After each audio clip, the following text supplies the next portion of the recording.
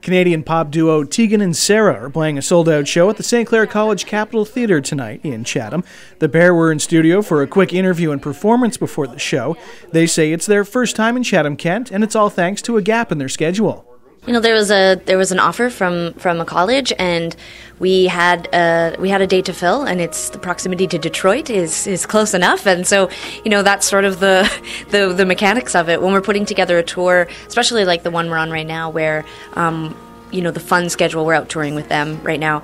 You know, they sort of pace themselves in a different way than we do. I think partly just Nate, you know, to take some vocal rest, but also just sort of like they've been out for 2 years, you know, they don't want to necessarily play every single day. So we have a couple of opportunities to fill in shows, and fortunately for us, we get to come to Chatham-Kent. A really busy schedule, really hard working, you two, huh?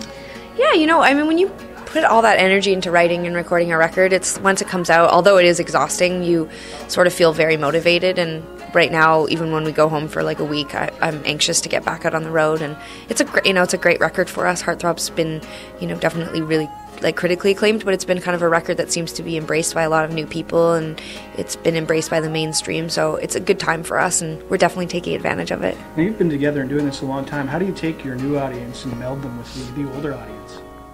For us right now, it feels like the new audience that's coming because of songs like Closer and the new album, it seems like they are going back into the catalog anyway and sort of like finding the sort of Tegan and Sara hits, if you will. And so there's definitely across the board recognition of even the older stuff, even songs that, for example, we released in like 2004, seem to get, you know, there's like a real response from everybody in the room. So it seems like people are familiarizing themselves before they actually see the show, which makes our job a lot easier, trying to make, you know, previous material cohesive, feel good with the new stuff. Okay, tell me a little bit about the Polaris Award.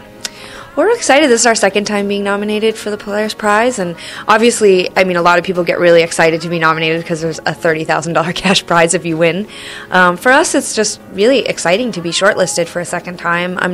It's a really, really amazing list of bands, so I'm not sure that we're necessarily banking on winning, but it is an honor to be nominated for these sorts of prizes. The Polaris Prize specifically is really fascinating to me because it is critics and radio people and stuff that vote on it, so it's not based on sales or popularity too, which is really neat. So we're glad to be included, and the last time we went, it was amazing. I mean, we were nominated the same year as Broken Social Scene and Caribou and Owen Pallett, a lot of really, like Dan Mangan, and it was like everyone got up and performed, and it's really neat. I mean, there's so much great Canadian talent, so it's you know, another really incredible Canadian thing to support, you know, artists and up-and-coming artists and indie artists, and we really appreciate being nominated. So. Okay.